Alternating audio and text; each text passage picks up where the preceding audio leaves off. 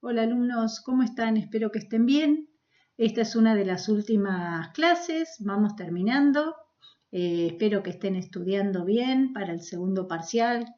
Querría que todos aprobaran, esperemos que les vaya bien. También que los que están en promoción terminen promocionando. Les decía, esta va a ser o es la última clase. Quizá le dé una extra, una última de integración de fisiología, pero bueno, vamos a ir viendo de acuerdo a cómo van con los parciales. Esta sería la última, digo, y es reproductor masculino. El aparato reproductor masculino ha evolucionado para conseguir una gametogénesis continua durante toda la vida asociada con inseminación o fecundación interna ocasional, con una elevada densidad de espermatozoides. Piensen que es de más de 60 millones por mililitro, en 3 a 5 mililitros de semen. En el hombre adulto, las principales funciones de las hormonas gonadales son apoyar la gametogénesis, mantener el aparato reproductor masculino y la producción del semen, y también mantener los caracteres sexuales secundarios y la libido. Lo que no hay, a diferencia del sistema reproductor femenino, es una ciclicidad de la actividad en el hombre. Vamos a ver que no es cíclica. Bueno, el sistema reproductor masculino, entonces ya saben ustedes por histología o anatomía que tiene dos elementos esenciales. Las gónadas, en este caso son los testículos, y una serie compleja de glándulas y conductos que constituyen los órganos sexuales accesorios. Los testículos son análogos a los ovarios en la mujer y son responsables de la producción de los gametos, es decir, los espermatozoides, que son las células haploides necesarias para la reproducción sexual. Y también los testículos son necesarios para la síntesis y secreción de hormonas, incluyendo a la testosterona, que es la principal hormona sexual masculina, pero también otras más, como vamos a ver. Y estas hormonas son esenciales para el acondicionamiento funcional de los órganos sexuales, para los caracteres sexuales secundarios y para el control por retroalimentación de la secreción de gonadotropina y la modulación de la conducta sexual.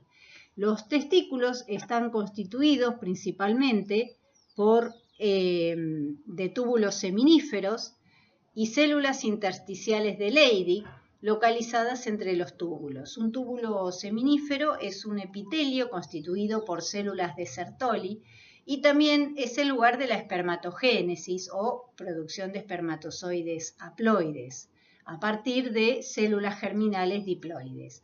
El epitelio seminífero, ustedes habrán visto en histología, descansa sobre una membrana basal apoyada por una lámina propia fina externa. Y los órganos sexuales son los que se ven acá, excepto los testículos.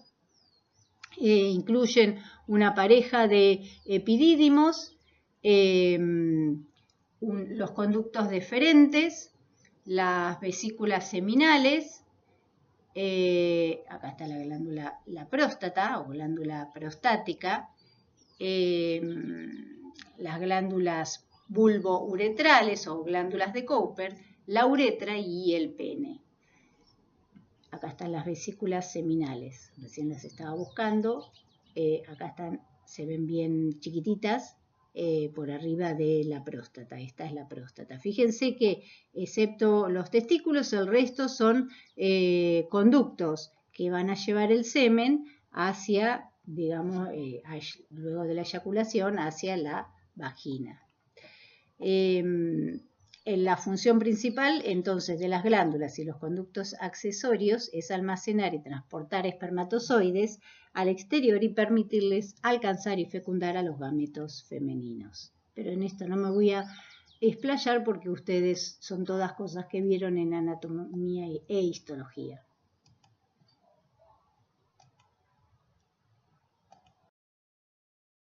Bueno, acá se ve la espermatogénesis o espermatogenia. Empieza cerca de las membranas basales de los túbulos seminíferos, con células germinales sin diferenciar, llamadas espermatogonias. Cuando se lleva a cabo la espermatogenia, las células germinales se van desplazando hacia la luz del túbulo en los espacios entre las células de Sertoli. Esta es una célula de Sertoli y esta es otra célula de Sertoli. En un momento dado, las células germinales en desarrollo se desplazan del compartimiento basal al luminal, pasando por las uniones estrechas que se abren temporalmente para dejarlas pasar. Como resultado de esta migración, las células con diferentes etapas del desarrollo se encuentran en diferentes lugares del túbulo y las mayores y más maduras están más cerca de la luz, mientras que las más nuevas y menos diferenciadas están más cerca de la membrana basal. Cada hombre nace con un número determinado de espermatogonias, pero estas células sufren mitosis de forma repetida, es decir, la espermatogonia tiene que sufrir mitosis, una queda para renovación, de la que se va a diferenciar, y otra de la que va a sufrir meiosis. Y la otra sufre meiosis y se diferencia a espermatozoides maduros. Esto les da la capacidad a los hombres de producir esperma durante un periodo indefinido después de la pubertad, porque siempre una de las células hijas renueva a la célula madre y la otra es la que va a generar los espermatozoides maduros.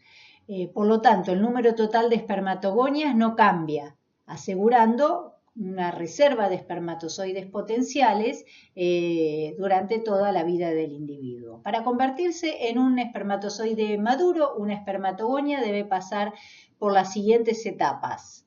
Los cromosomas de espermatogonia se duplican primero por mitosis y la célula se diferencia para convertirse en un espermatocito primario que contiene 46 cromosomas con 2 cromátides hermanas cada uno. Luego, el espermatocito primario sufre meiosis 1 para formar 2 espermatocitos secundarios, como se ve acá, que poseen 23 cromosomas, ya son células haploides. Y los espermatocitos secundarios sufren la meiosis 2 para convertirse en espermátidas, que tienen 23 cromosomas, pero ya no están duplicados, es decir, cada cromátide está sola, no tiene su cromátide hermana. Pero todavía no tiene las características de espermatozoide maduro. Las espermátides se diferencian a espermatozoides, los cuales poseen las 3 partes características, que es la cabeza, la parte media y la cola. Cuando los espermatozoides se han formado, se liberan hacia la luz del túbulo seminífero. En este momento, sin embargo, el espermatozoide es inmóvil, incapaz de autopropulsarse y permanece así durante 20 días más o menos. El espermatozoide adquiere movilidad solo después de haber sido trasladado de los túbulos seminíferos al epidídimo para completar su maduración. El transporte de esperma al epidídimo está dirigido por las contracciones peristálticas de los túbulos seminíferos y por el flujo de líquido luminal, que es una secreción continua por parte de las células de Sertoli.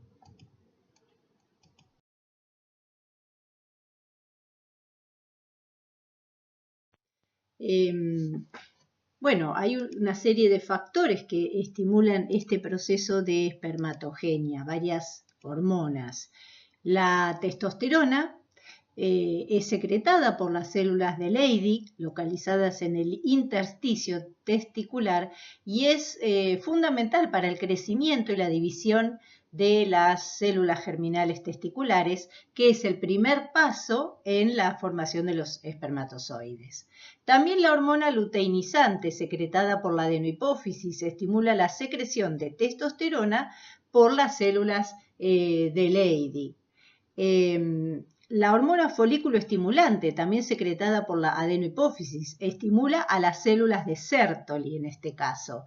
Recuerden las células de Sertoli, entre entre las cuales se encuentran las distintas etapas de desarrollo de los espermatozoides. Entonces, esas células de Sertoli necesitan la estimulación por FSH. Si no tienen esta estimulación, no se produce la conversión de espermátides en espermatozoides maduros, que es la última etapa, que se llama espermiación. Los estrógenos también se forman a partir de la testosterona en las células de Sertoli, cuando son estimuladas por la hormona folículo estimulante. También son esenciales en la espermatogenia. Y la hormona de crecimiento es necesaria para controlar las funciones metabólicas básicas de los testículos. En concreto, promueve la división temprana de las propias espermatogonias. Y en su ausencia, como ocurre, por ejemplo, en algunas condiciones, como por ejemplo el enanismo hipofisario, la espermatogenia es muy deficiente o nula, lo que se traduce en esterilidad. Por lo tanto, todas estas hormonas contribuyen a la formación de espermatozoides maduros.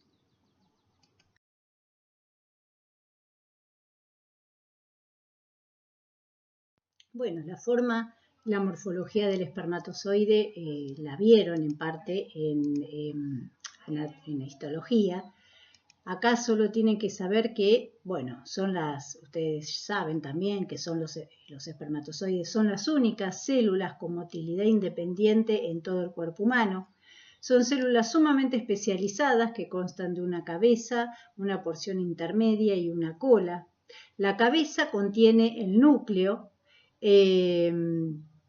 y en esencia está desprovista de citoplasma, el cual se pierde durante la espermatogénesis. El número haploide de cromosomas que tiene se empaqueta en el interior del núcleo en forma de fibras de cromatina muy enrolladas. El segmento anterior de la cabeza contiene el acrosoma, que se encuentra enfrente y alrededor de los 2/3 anteriores del núcleo. Parece un casco de una moto de un motociclista.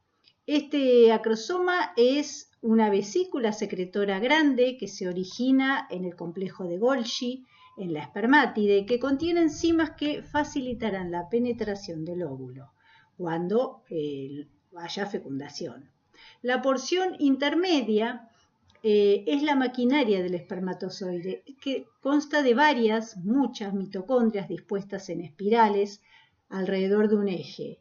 La energía para la motilidad del espermatozoide procede del metabolismo de la fructosa presente en el líquido seminal. Recuerden que era uno de los componentes del líquido seminal, y si no, se los digo. Este eje filamentoso en la porción intermedia establece una conexión con la cola. La cola es un flagelo especializado, impulsado por la porción intermedia, que ejecuta movimientos rápidos en forma de latigazos y que son los que propulsan a la célula hacia adelante. Bueno, esto básicamente seguro que ya lo sabían, les volvía a recordar las características del espermatozoide. La testosterona es producida en las células de Leydig y tiene varios destinos y muchas acciones. Dada la proximidad de las células de Leydig con los túbulos seminíferos, una cantidad significativa de testosterona se difunde a los túbulos seminíferos y se concentra dentro del compartimiento adluminal gracias a la presencia de la proteína ligadora de andrógenos. Son necesarias concentraciones de testosterona dentro de los túbulos seminíferos 100 veces mayores que las circulantes para que haya una espermatogénesis normal. Las células de Sertoli expresan la enzima aromatasa que convierte una pequeña cantidad de testosterona en el estrógeno 17 beta estradiol. Fíjense que acá se ve la aromatasa, es la CYP19, también se la llama. acá mostrada la del tejido adiposo, y cómo convierte la testosterona en estradiol.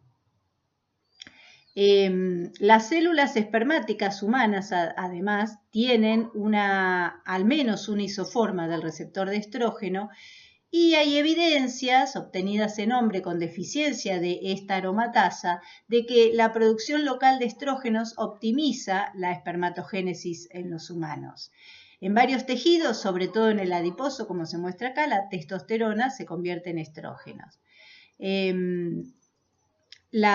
Hubo varios estudios realizados en hombres que tenían deficiencia de aromatasa y que demostraron que la incapacidad de producir estrógeno determina una altura alta, digamos, valga la redundancia, por la falta de cierre de las epífisis de los huesos largos, y también pueden producir osteoporosis. Por lo tanto, los estrógenos periféricos desempeñan un importante papel en la maduración y la biología ósea también en los hombres. La testosterona se puede convertir en un andrógeno potente pero no aromatizable que se llama 5-hidroxitestosterona, perdón, acá, acá está, sí. Por la 5-alfa reductasa puede convertirse en 5-hidroxidiidrotestosterona. La 5-alfa dihidrotestosterona. Existen dos isoformas de esta enzima, de la 5-alfa reductasa, que son la isoforma 1 y la isoforma 2. Las principales localizaciones de la 5-alfa reductasa de tipo 2 son el aparato urogenital masculino, la piel de los genitales, los folículos pilosos y el hígado. La 5-alfa reductasa de tipo 2 genera dihidrotestosterona necesaria para la masculinización de los genitales externos. Esto lo hace ya dentro del útero, es decir, durante la embriogénesis, y luego durante la pubertad. Se necesita esta reducción a dihidrotestosterona para varios cambios asociados con la pubertad, incluido el crecimiento, la actividad de la próstata, el crecimiento del pene, el oscurecimiento y plegamiento del escroto, el crecimiento del vello púbico y axilar, el crecimiento del vello facial y corporal, y el aumento de la masa muscular. Todos son dependientes de la conversión de testosterona a dihidrotestosterona.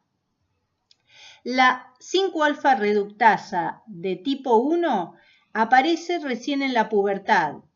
Esta isoenzima se expresa principalmente en la piel y contribuye a la actividad de las glándulas sebáceas y el acné que se observan en la pubertad. Como la dihidrotestosterona tiene una potente actividad inductora del crecimiento sobre los órganos diana, el desarrollo de inhibidores selectivos de la 5-alfa reductasa de tipo 2 ha sido beneficiosa para el tratamiento de varias condiciones, entre ellas la hipertrofia y el cáncer de próstata, por ejemplo. Acá esto ustedes ya lo vieron, estos pasos, cuando vimos las glándulas suprarrenales. A partir de la pregnenolona, bueno, tenemos primero unos primeros pasos a partir del colesterol, que se forma la pregnenolona, la progesterona, la 17-hidroxiprogesterona, la androstenediona y finalmente la testosterona. Obviamente las células de Leydig expresan cada una de estas enzimas. Recuerden lo que les dije, en el túbulo seminífero se concentra mucho la testosterona porque se une a la proteína ligadora de andrógenos y de esa manera concentra más de 100 veces el túbulo seminífero testosterona.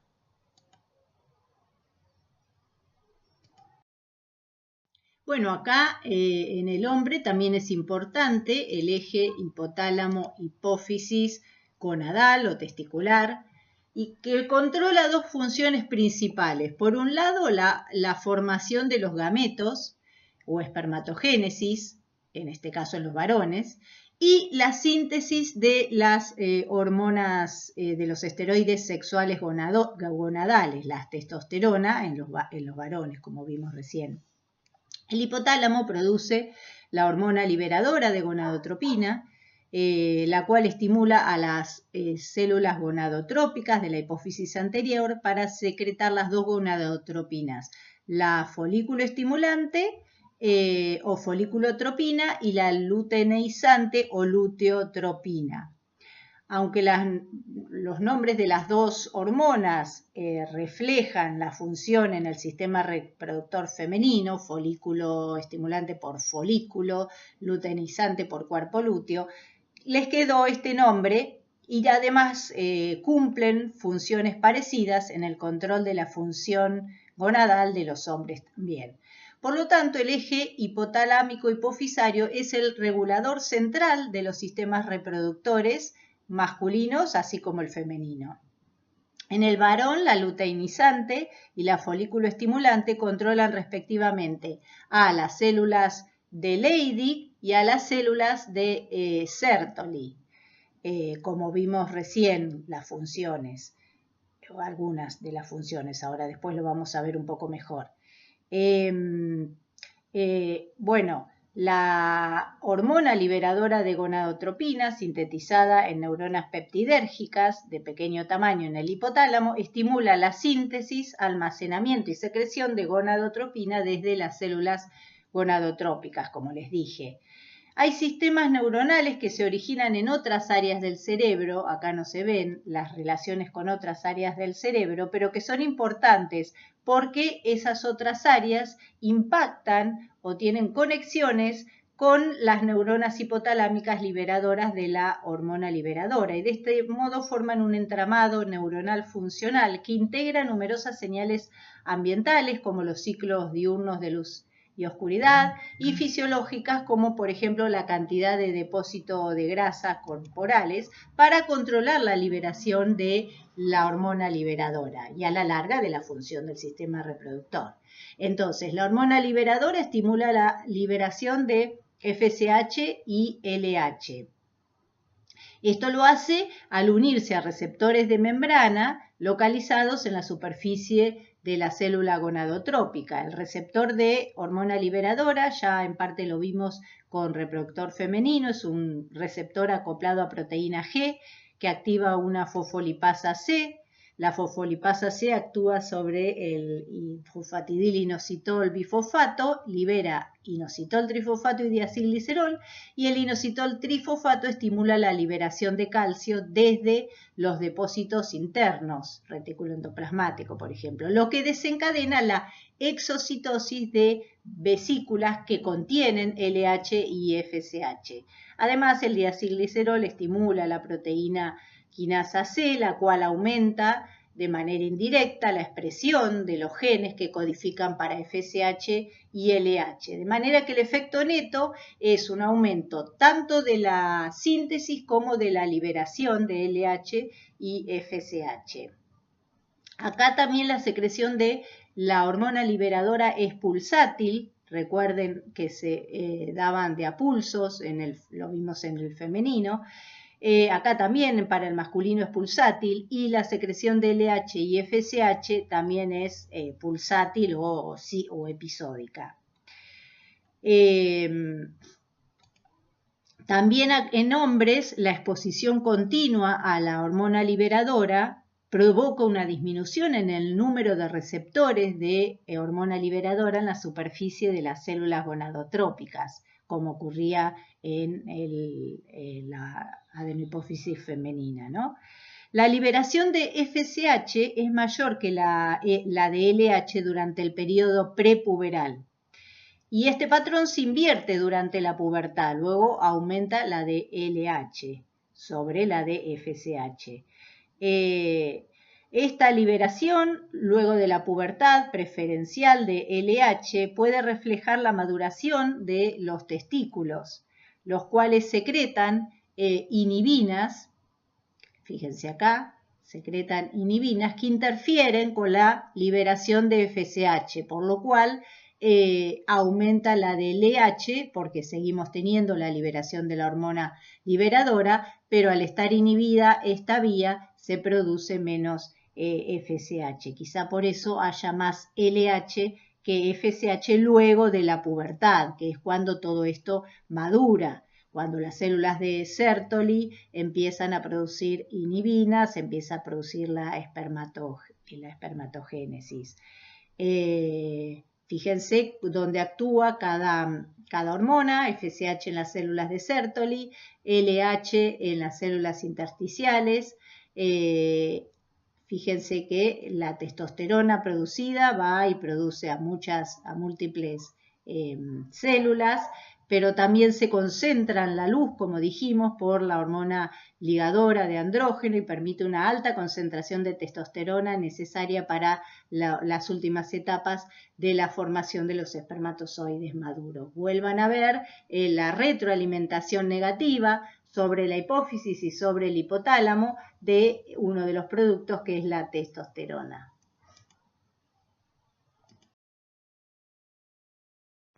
Esta es parecida a la anterior, nada más que se las puse, no se las volví a poner porque es diferente, pero dice más o menos lo mismo, pero está linda porque le demuestra el hipotálamo, la hormona liberadora, donde actúa, que secreta FSH, donde actúa la FSH, donde actúa la LH en las células de Leydig.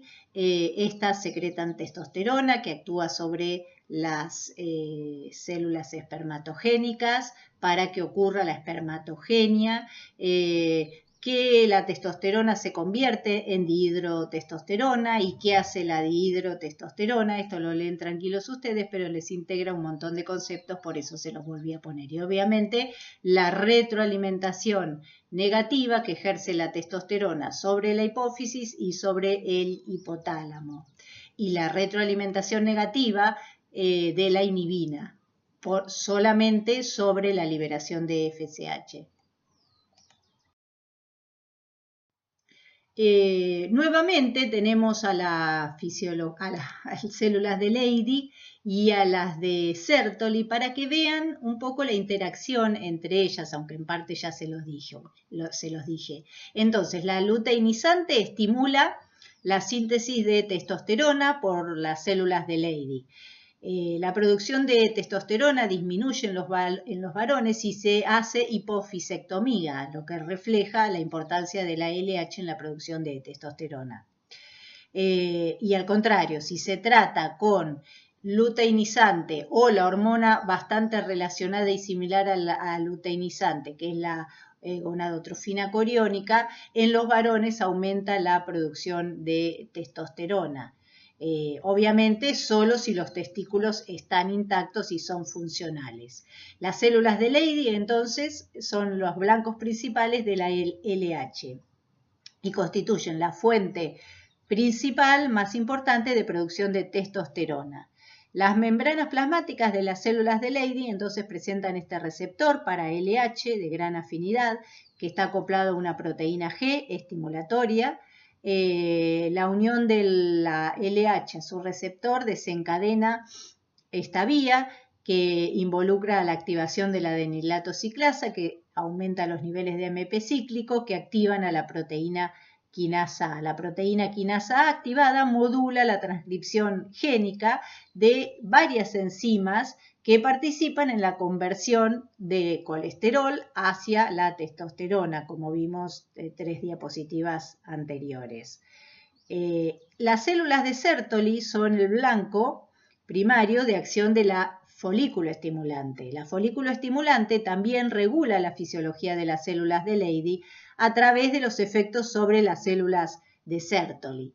La FSH se une a su receptor, que es un receptor acoplado a proteína G, activa una G-alfa estimulatoria, provocando la activación de la adenilato ciclasa, aumentando los niveles de AMP cíclico y activando a la proteína quinasa A. Y de esta manera la transcripción de genes específicos y la síntesis de proteínas específicas, algunas de las cuales se ven acá, que son importantes para la síntesis y la acción de hormonas esteroidales.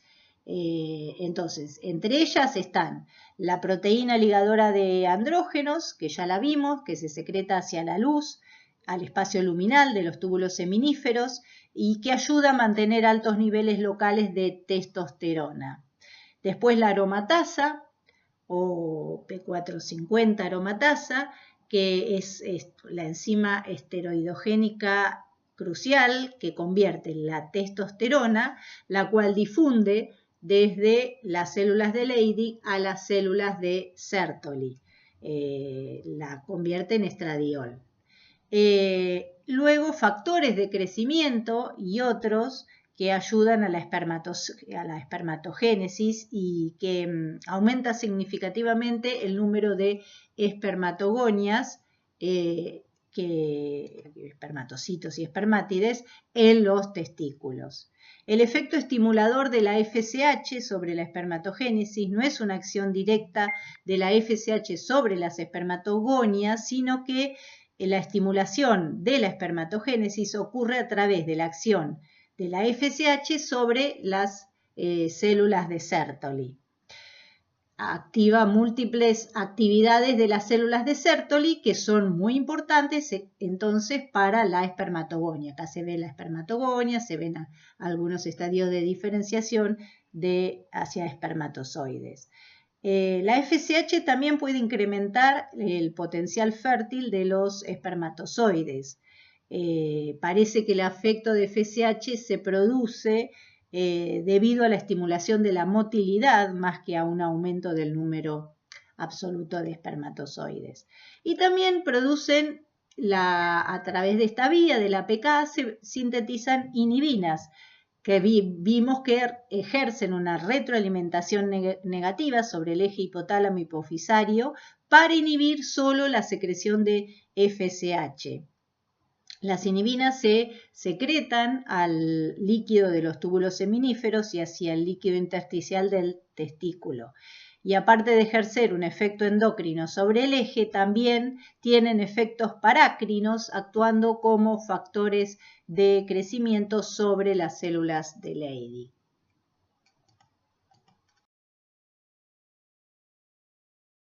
Bueno, un poco más de las células de Sertoli. Este dibujo me gustó porque les muestra la función de las células de Sertoli en conjunto con la espermatogénesis y los distintos estadios de desarrollo hacia un espermatozoide maduro. Fíjense que estas son las células de Sertoli. Fíjense que rodean las células de Sertoli a los espermatozoides, es decir, a los espermatozoides en distintos estadios de desarrollo. Y le dan lo mismo que acá, los espermatozoides relativamente maduros, porque vamos a ver que le falta todavía. Le dan soporte estructural dentro del epitelio. Además, tienen o establecen uniones adherentes, fíjense esta flecha, desde la espermatogonia, cómo van acercándose hacia la luz del túbulo y mantienen determinados compartimientos gracias a que las células de Sertoli establecen esas uniones adherentes y en hendidura. Y mediante la formación y la rotura de esas uniones, las células de Sertoli guían a las células espermáticas hacia la luz a medida que progresan a estadios de la espermatogénesis más avanzados. El último paso es la espermiogénesis, que obliga a una rotura final de las uniones entre las células espermáticas y las células de Sertoli.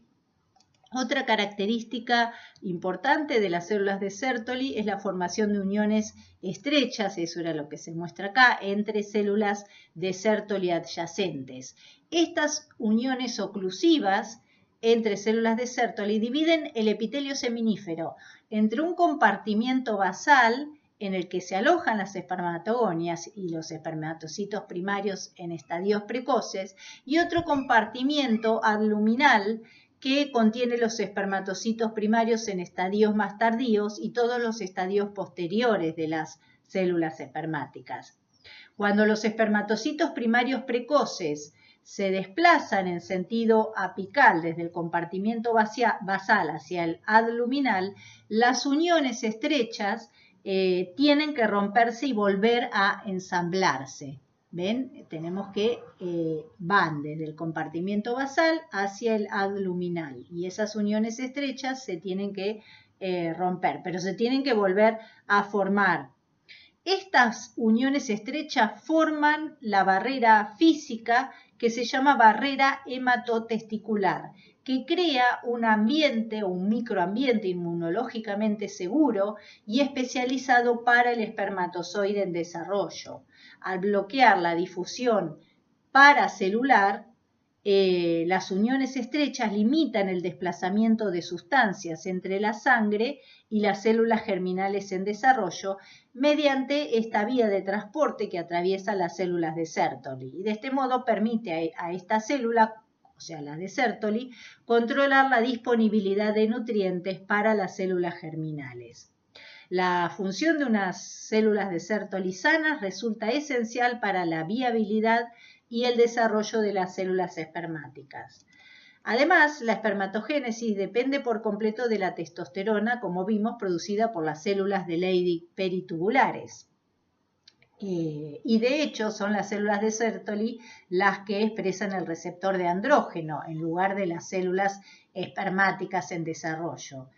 De una manera similar se necesita la hormona estimuladora, la folículo estimulante, para conseguir una producción de espermatozoides máxima. Y también son las células de Sertoli las que expresan el receptor para la folículo estimulante en lugar de los espermatozoides en desarrollo.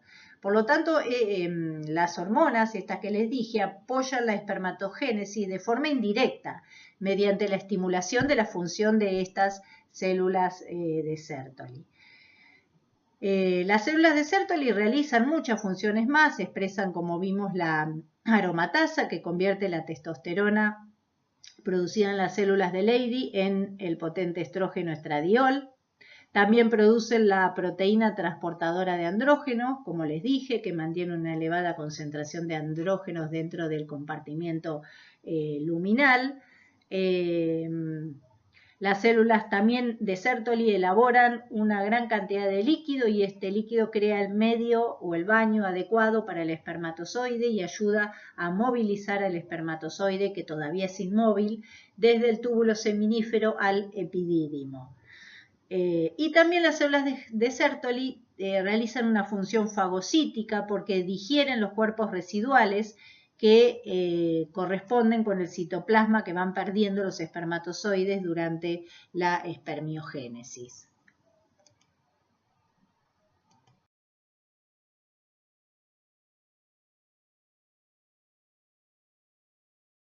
Bueno, pero ¿qué se necesita entonces para que se produzca una espermatogénesis óptima?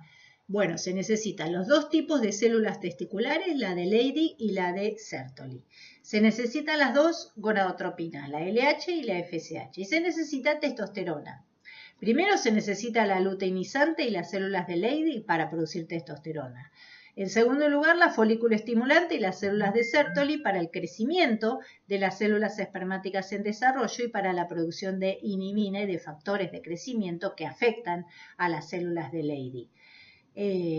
Así que la folículo estimulante cumple un rol importante en la regulación del desarrollo del número adecuado de células de Leydig con el fin de alcanzar valores adecuados de testosterona para la espermatogénesis y además para el desarrollo de los caracteres sexuales secundarios. Los valores de FSH y LH aumentan. Hay varios picos a lo largo del desarrollo de un individuo, como se ven acá, que se ve la testosterona plasmática.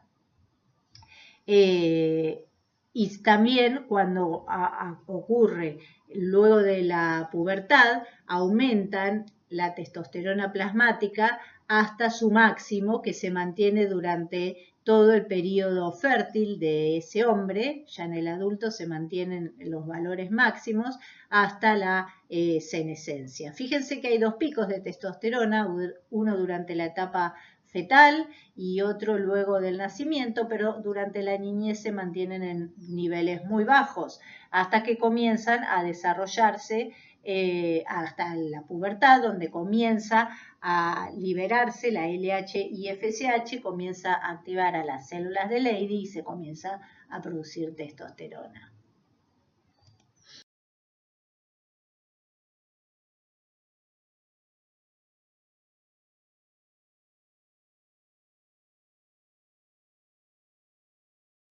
Bueno, estas son todas las funciones de la testosterona. Les dije que la mayor parte de la testosterona está unida a proteínas de unión específica, es un esteroide, con lo cual en plasma no puede circular libre.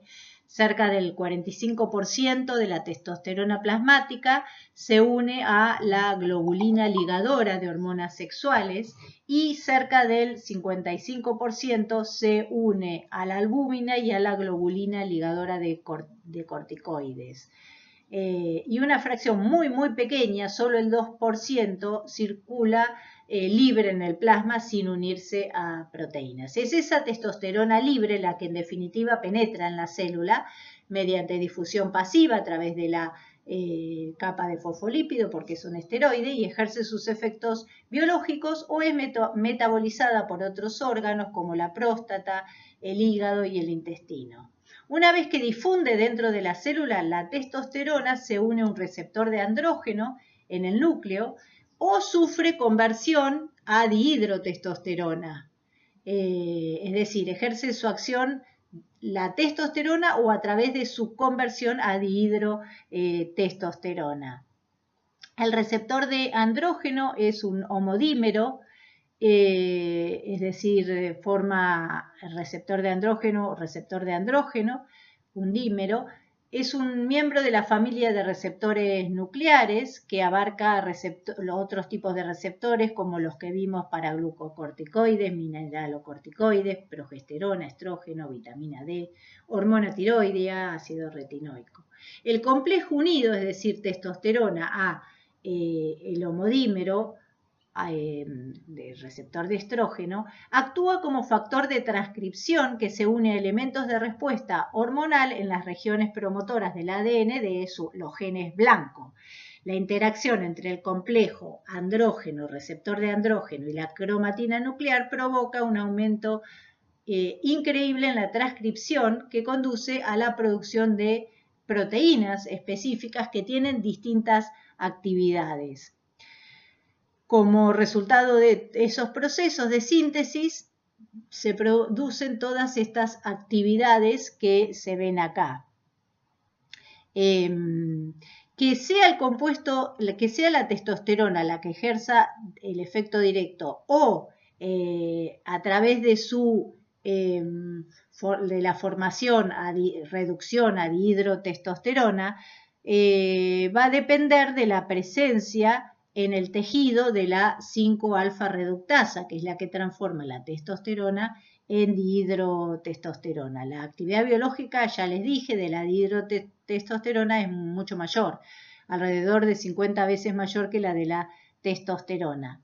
Algunos tejidos, como el cerebro, convierten la testosterona también en estradiol. Estradiol es lo que figura como E2, que es un tipo de estrógeno, uno de los estrógenos más potentes. Y por lo tanto, en definitiva, la acción de las testosteronas sobre alguno de estos tejidos ocurre a través de la aromatización hacia estradiol. Algunos de los efectos de los andrógenos pueden ser no genómicos, es decir, que no ocurran a través de la transcripción. Por ejemplo, los andrógenos pueden estimular la síntesis de proteínas microsomales hepáticas mediante un mecanismo independiente de la unión al receptor de andrógeno. Y fíjense la cantidad de tejidos diana tremendos. Bueno, obviamente sobre las glándulas accesorias, sobre el pene, vesículas seminales, próstata, crecimiento de la barba, formación del sebo, desarrollo del pene, del escroto, de la uretra. También tiene el patrón de comportamiento, afecta el patrón de comportamiento hacia el patrón de comportamiento masculino, como si se puede llegar a identificar un patrón de comportamiento masculino. Fíjense que también sobre la laringe genera un cambio en la voz durante la pubertad, ocurre a través del efecto de la testosterona sobre las células laringeas.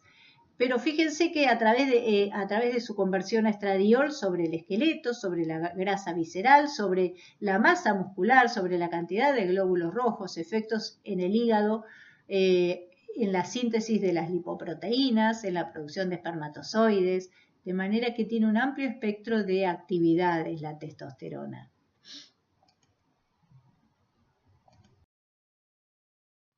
Bueno, acá les puse un resumen muy cortito de los efectos,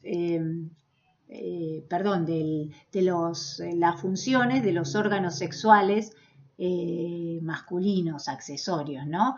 Tenemos la vesícula seminal, que produce un material, un líquido mucoide rico en fructosa, en ácido cítrico y sustancias que nutren a los espermatozoides. También producen prostaglandinas y fibrinógeno, que provoca la coagulación del semen. Después tenemos, como les dije, a la glándula prostática, que se ve acá, que produce un líquido de tipo lechoso, es alcalino, también tiene citrato, calcio, fosfato, enzimas de la coagulación y profibrinolicisina. Y las glándulas bulbouretrales, que se ven acá, son chiquititas, que producen una especie de mucus lubricante. Todo ayuda a la movilidad y a la nutrición de los espermatozoides a lo largo del tracto masculino. Los espermatozoides son inmóviles al finalizar la espermiogénesis. De esta manera, la transferencia desde los túbulos seminíferos hasta la red testicular es pasiva. Las secreciones fluyen a través del epidídimo gracias a la acción ciliar del epitelio luminal, tiene cilios este epitelio, y a la contracción de músculo liso de la pared de los conductillos eferentes. Entonces, el transporte del esperma a través del sistema ductal también es pasivo. Después de abandonar los testículos, el esperma tarda de 12 a 26 días en viajar a través del epidídimo y aparecer en el eyaculado. El tiempo de tránsito epididimario para los varones entre 20 y 80 años no cambia mucho.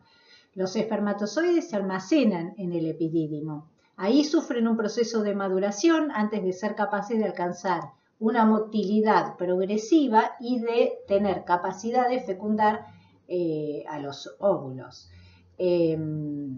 Los espermatozoides liberados en el eyaculado sí son completamente móviles y capaces de fecundar, mientras que los espermatozoides obtenidos, si se obtuvieran directamente de los testículos, son inmaduras y son incapaces de fecundar al óvulo. Sin embargo, estos espermatozoides inmaduros pueden fecundar si se inyectan directamente en el óvulo, como ocurre en algunos tratamientos de fertilidad. Los espermatozoides sufren cambios en su motilidad, metabolismo y morfología durante su maduración en el epidídimo. Acá tienen todas las actividades todos los procesos que sufren hasta hacerse maduro. El epidídimo desemboca en los conductos deferentes, que son responsables del movimiento de los espermatozoides a lo largo de dicho trayecto. Los conductos deferentes contienen capas musculares bien desarrolladas que facilitan el movimiento de los espermatozoides. Pasan a través del canal inguinal, los conductos diferentes estoy hablando, atraviesan el uréter y continúan en dirección medial hasta la cara posterior e inferior de la vejiga urinaria, donde se unen a un conducto que sale desde la vesícula seminal. En conjunto forman el conducto eyaculador. El conducto eyaculador penetra en la porción prostática de la uretra después de pasar a través de la próstata. Los espermatozoides se almacenan en el epidídimo y también en el extremo proximal de los conductos deferentes. Todas estas estructuras accesorias dependen de los andrógenos secretados por los testículos para su completo desarrollo funcional. Estas son entonces las actividades o los procesos que sufren: aumento progresivo de la motilidad, aumento de la capacidad de fecundación, maduración del acrosoma, esa vesícula que tienen en la cabeza, reorganización molecular de la membrana plasmática, cambian los lípidos y proteínas de las mismas, adquieren capacidad para adherirse a la zona pelúcida del ovocito, adquieren receptores para proteínas de la zona pelúcida del ovocito y así poder unirse. Bueno, y otros procesos más. Fíjense que también disminuye el citoplasma y el volumen celular. De tal manera que al terminar estos procesos, ahí sí son móviles los espermatozoides y capaces de fecundar al óvulo, obviamente.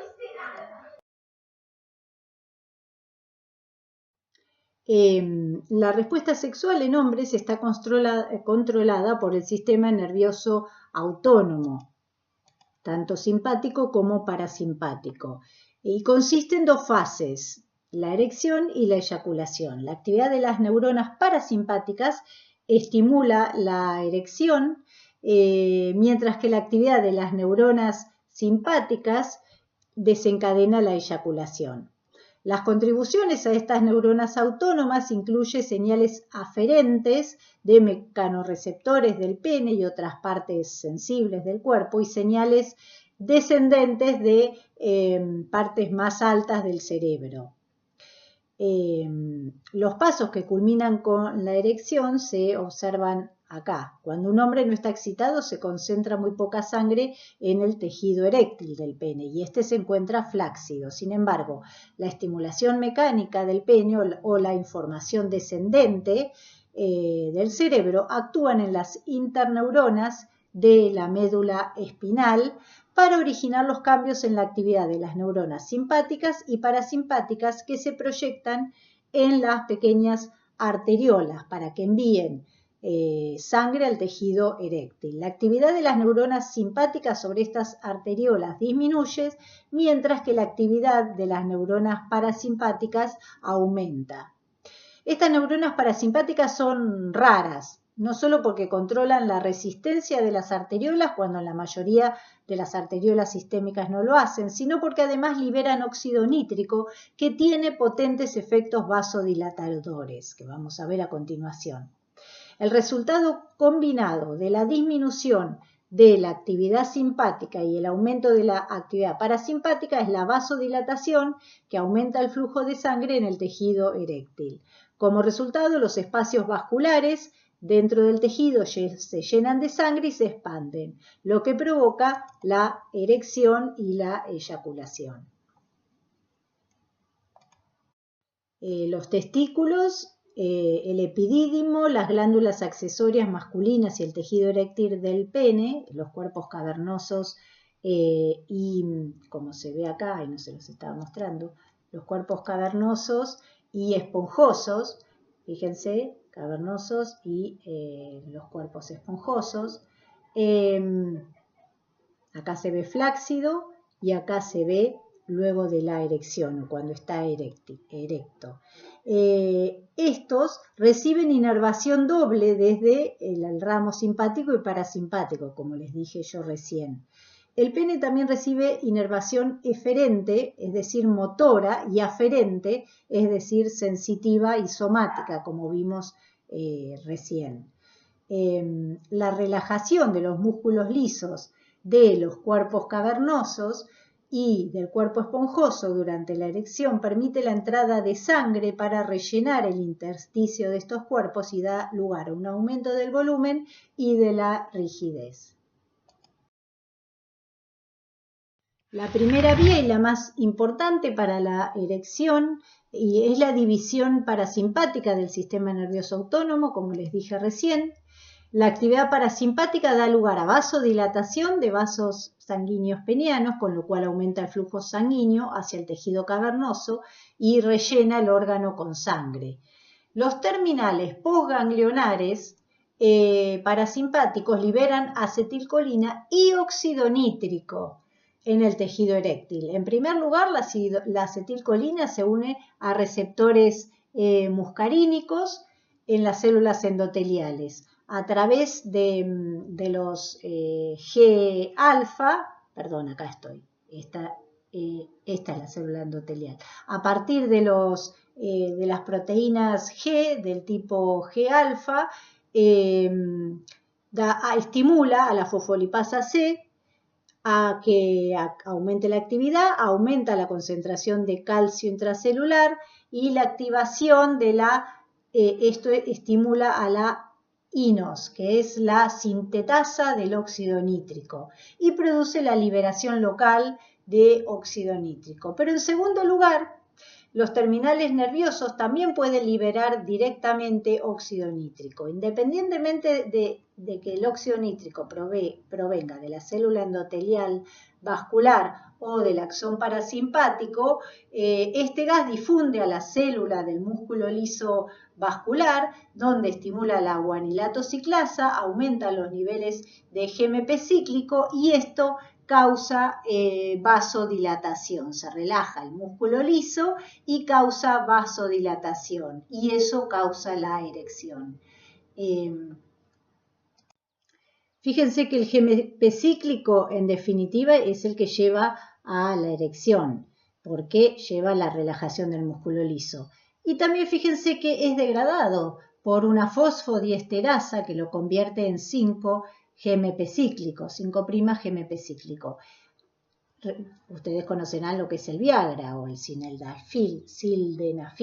Bueno, este actúa inhibiendo a la fosfodiesterasa, de tal manera que sigue habiendo mucho GMP cíclico por rato. Obviamente el GMP cíclico se tiene que producir de alguna manera, pero una vez que se produce, dura más de lo que duraría porque el Viagra inhibe a la fosfodiesterasa. Bueno, nada, esto para que sepan cómo actúa el Viagra.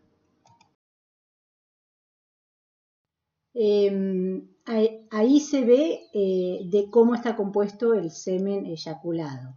Es el esperma en sí, que son los gametos, y las secreciones de las glándulas accesorias. Solo el 10% del volumen del semen son espermatozoides. La concentración normal de espermatozoides es de más de 20 millones por mililitro y el volumen eyaculado normalmente es de algo más de 2 mililitros. El contenido normal del eyaculado varía entre 150 y 600 millones de espermatozoides. Aparte de los espermatozoides, el resto del semen, es decir, el 90% restante, es plasma seminal. Es un líquido extracelular del semen. Durante su desplazamiento a través de los testículos y el epidídimo, los espermatozoides van acompañados de muy poca cantidad de plasma seminal. Este se origina principalmente en las glándulas accesorias, que son las vesículas seminales, la glándula prostática y las glándulas bulbouretrales. Las vesículas seminales contribuyen con la mayoría, es un 70% del volumen de semen.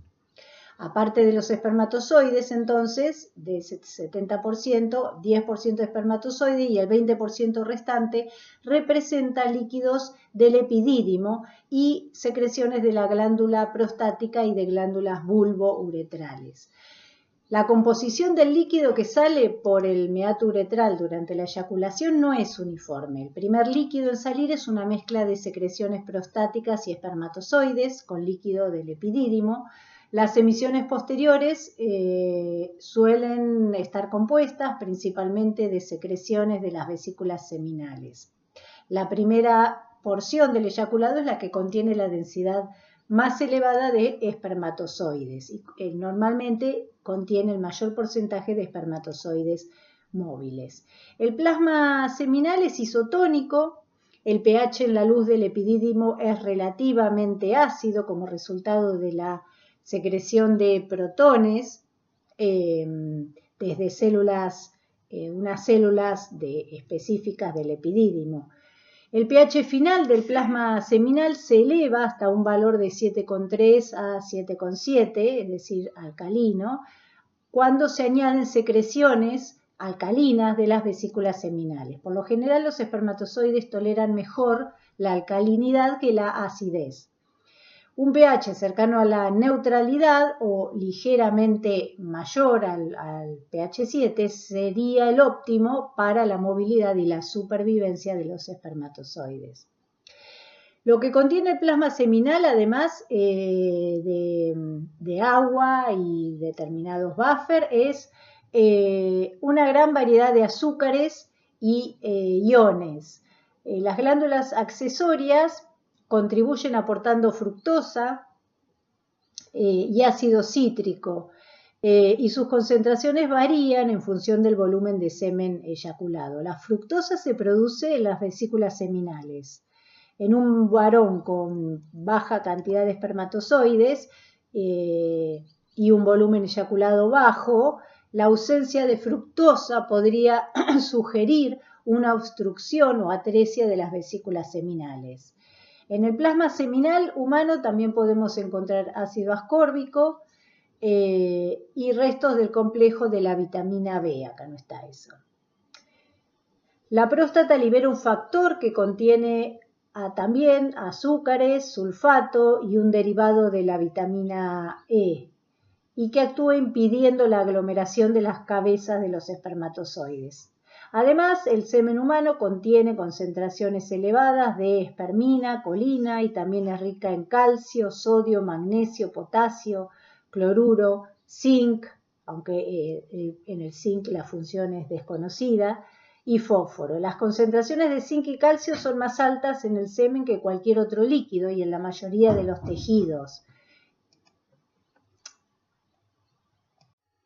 Los iones calcio estimulan la motilidad de los espermatozoides del epidídimo, que aún están inmaduros, pero inhiben la motilidad de los espermatozoides en eyaculados obtenidos de seres humanos. Parece que se vio por estudios que la menor respuesta del espermatozoide al calcio y la adquisición de una motilidad progresiva son funciones de la maduración en el epidídimo. El semen también contiene aminoácidos libres, polipéptidos de bajo peso molecular y proteína.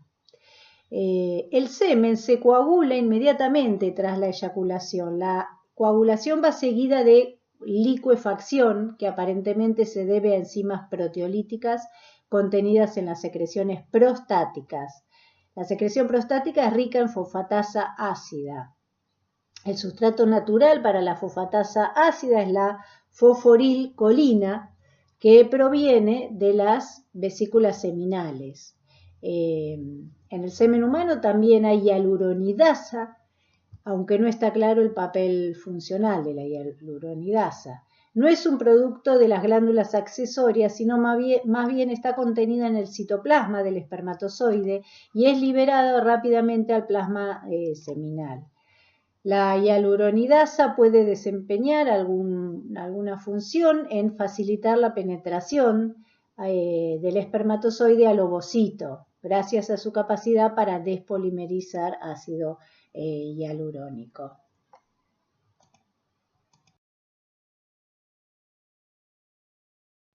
Bueno, los espermatozoides sufren capacitación, que el proceso llamado capacitación, que es el conjunto de cambios fisiológicos que sufre un espermatozoide de forma natural para adquirir la capacidad total de fecundar al óvulo. Aunque se dice que los espermatozoides están maduros cuando abandonan el epidídimo, su actividad permanece controlada por muchos factores inhibidores secretados por los epitelios de los conductos genitales. Por eso, inmediatamente de su expulsión en el semen, son incapaces de fecundar al óvulo. Sin embargo, al entrar en contacto con los líquidos del aparato genital femenino, se producen varios cambios que activan a los espermatozoides para los procesos finales de la fecundación. Y ese conjunto de cambios es el que recibe el nombre de capacitación. Suele tardar de 1 a 10 horas en producirse.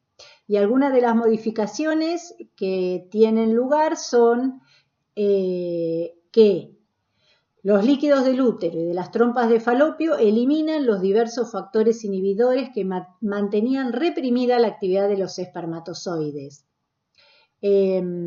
Mientras los espermatozoides permanecen en el líquido de los conductos genitales masculinos, están expuestos a muchas vesículas flotantes de los túbulos seminíferos que contienen grandes cantidades de colesterol. Este colesterol se añade de manera continua a la membrana celular que reviste el acrosoma del espermatozoide, impidiendo la liberación de sus enzimas. Tras la eyaculación, los espermatozoides depositados en la vagina nadan hacia arriba en el líquido uterino, alejándose de las vesículas de colesterol y pierden de a poco ese exceso de colesterol en unas pocas horas.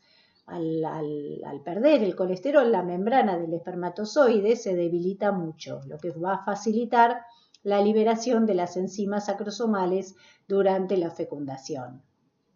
Además, la membrana del espermatozoide se hace también mucho más permeable a los iones calcio, de forma que ahora penetra abundante calcio en el espermatozoide y modifica la actividad del flagelo, haciendo que adquiera una potente actividad de latigazo en lugar de un movimiento débil que tenía. Es probable que los iones calcio produzcan alteraciones de la membrana celular que reviste la punta del acrosoma también, facilitando la liberación de las enzimas cuando el espermatozoide penetra en la masa de células de la granulosa que rodean al óvulo y cuando perforan la zona pelúcida.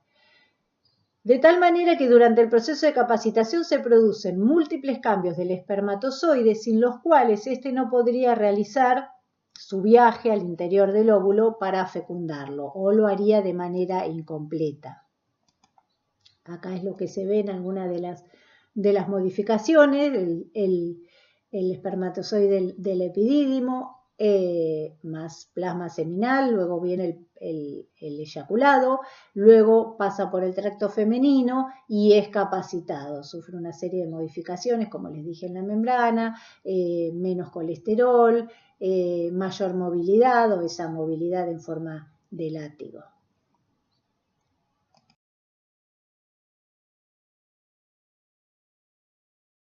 Bueno, para que se lleve a cabo la fecundación, el esperma debe introducirse en el aparato reproductor de la mujer en los 5 días previos a la ovulación, ya que puede vivir en el aparato de la mujer durante un máximo de 5 días. Y además porque el ovocito solo puede fecundarse en las 12 a 24 horas después de su ovulación desde el ovario. Cuando el esperma se deposita en el aparato reproductor femenino, los espermatozoides no tienen capacidad, como dijimos, para fecundar un ovocito que vimos recién, y adquieren esa capacidad tras haber estado unas horas en el aparato reproductor, ¿no?, de la mujer. Durante ese proceso vimos que ocurría, durante ese tiempo vimos que ocurría el proceso llamado capacitación. Y durante este había un cambio en el patrón de movimientos de la cola que le permitía moverse más rápido y además se alteraba la membrana de manera que el espermatozoide pueda llegar a fusionarse con el ovocito para la fecundación. La migración del esperma también es facilitada por las contracciones uterinas y vaginales que se producen durante la relación sexual. De los millones de espermatozoides que se depositan, solo unos 100 llegan normalmente a la trompa de falopio y los demás mueren por el camino. En la trompa, el espermatozoide se mueve hacia el ovocito, acercándose a él. Cuando se produce la fecundación, que es lo que se ve es acá, normalmente lo hacen las trompas de falopio. El óvulo fecundado sufre una serie de divisiones luego, una serie de divisiones celulares, y se mueve a la porción superior del útero, donde se adhiere a la pared en un proceso llamado implantación. ¿Cuáles son los pasos de la fecundación?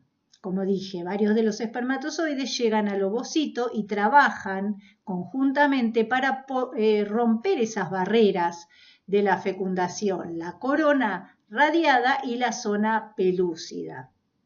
Una vez que el esperma penetra la corona radiada, se une unas proteínas de la zona pelúcida. Y esa unión desencadena lo que se llama reacción acrosomal o acrosómica, que provoca la liberación de el contenido del acrosoma, donde yo les dije que había enzimas capaces de digerir la sustancia de la zona pelúcida, permitiendo que el espermatozoide acceda a la superficie del ovocito. El primer espermatozoide que alcance el ovocito se une al receptor de la membrana plasmática, lo cual hace que se transporte el espermatozoide adentro del citoplasma del ovocito. Esta fusión estimula que el ovocito complete la meiosis 2 y se convierta en óvulo. Y dentro del óvulo se desintegra la membrana plasmática del espermatozoide, como se ve acá, y los cromosomas se desplazan al centro de la célula, junto con los cromosomas presentes desde el principio, obviamente, del ovocito.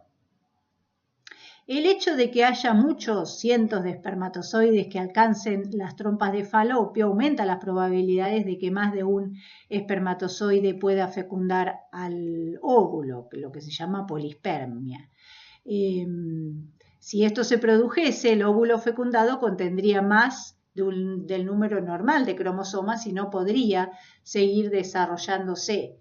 Lo que pasa que por suerte, la polispermia se impide mediante varios mecanismos que se desencadenan cuando el primer espermatozoide se fusiona con el ovocito.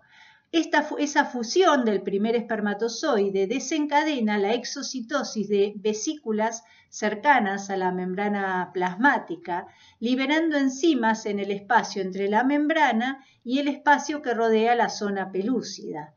Como resultado de esto, las proteínas a las que puede unirse el esperma quedan desactivadas y por lo tanto no se puede unir ningún otro espermatozoide más. Eso se llama bloqueo de la poliespermia. Cuando se finaliza la meiosis, fíjense que quedan los cuerpos polares.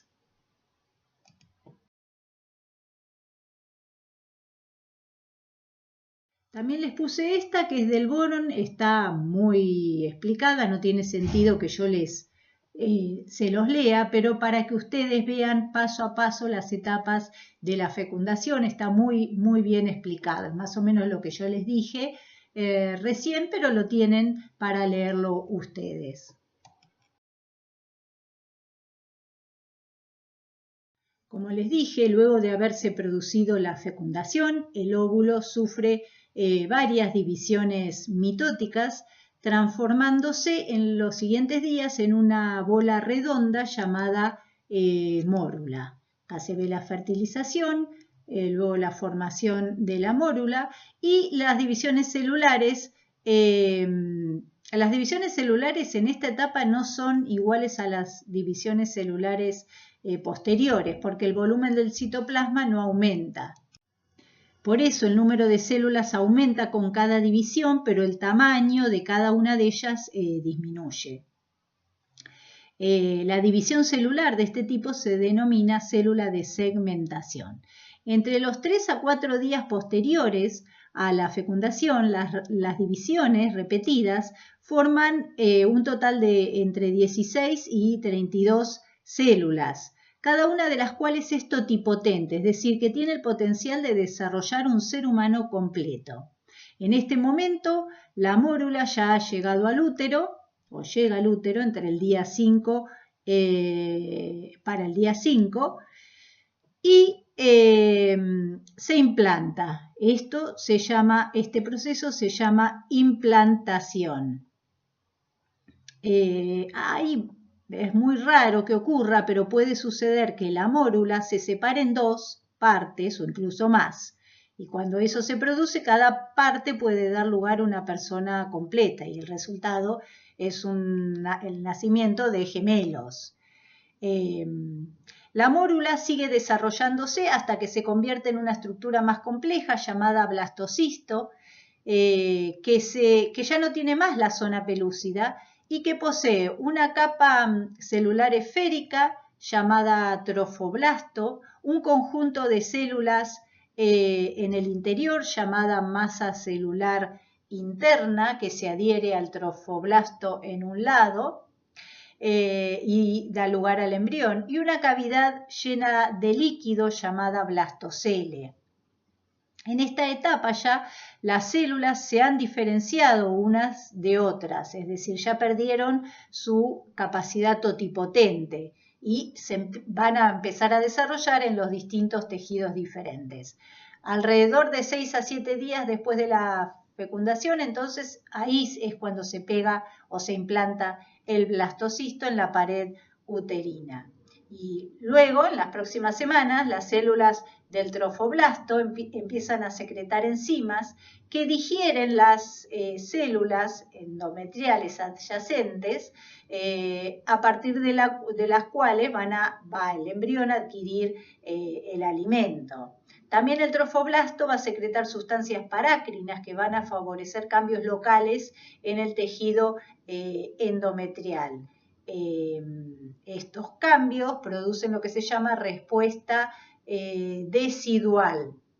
Hay un aumento en el número de capilares que aumenta el suministro de oxígeno y de nutrientes al área donde se implantó.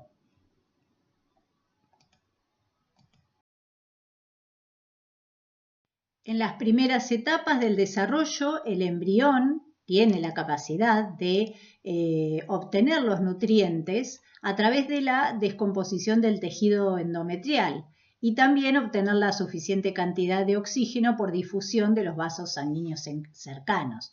Pero a medida que el embrión crece, aumenta la necesidad de oxígeno. No alcanza con solo la difusión a través de los tejidos de la madre y también demanda más nutrientes. Para obtener las sustancias esenciales, entonces, y deshacerse de las sustancias, de los desechos y del dióxido de carbono, el feto depende de una estructura que se llama placenta, que permite el intercambio de gases, nutrientes y otras sustancias con el aparato circulatorio materno. La placenta se desarrolla en las primeras semanas de la implantación y está constituida por tejidos maternos y fetales, especializados y estrechamente relacionados. El desarrollo de la placenta empieza cuando el corión envía proyecciones en forma de dedos llamadas vellosidades coriónicas.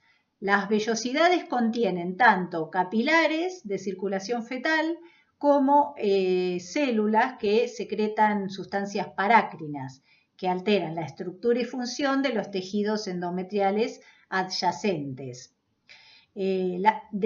Como resultado de esto, la sangre materna y la sangre fetal están muy próximas, lo que facilita el intercambio de sustancias sin llegar a mezclarse. La sangre materna se suministra a los senos de la placenta por la arteria uterina y vuelve a la circulación general de la madre por la vena uterina. La sangre fetal se transporta a la placenta por las dos arterias umbilicales que se ven acá y regresa a la circulación general del feto a través de venas umbilicales.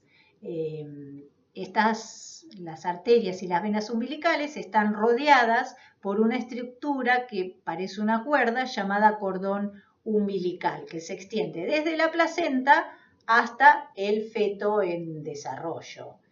Pero la placenta no es solo un órgano de intercambio, también produce varias hormonas que son importantes para el mantenimiento de ese embarazo y prepara el cuerpo de la madre para el momento que se produzca el nacimiento. Durante los primeros meses de embarazo se produce gonadotrofina coriónica humana, pero por parte del cuerpo lúteo. Y esta gonadotrofina coriónica humana ejerce muchos efectos en la placenta. Pero este cuerpo lúteo deja de secretar gonadotrofina coriónica humana y pasa a secretarlo la placenta. La secreción de gonadotrofina coriónica humana por la placenta comienza con la implantación, cuando las células del trofoblasto empiezan a infiltrar el tejido endometrial y entonces aumenta durante los 2 meses siguientes a medida que la placenta crece. Luego, finalizando este periodo de los 2 meses de implantación, la secreción de gonadotrofina coriónica humana disminuye repentinamente y como resultado de eso el cuerpo lúteo comienza a degenerarse. Pero ahora tenemos altos niveles de estrógeno y progesterona que siguen aumentando hasta el momento del parto, porque la placenta comienza a secretarlos a medida que el cuerpo lúteo deja de hacerlo.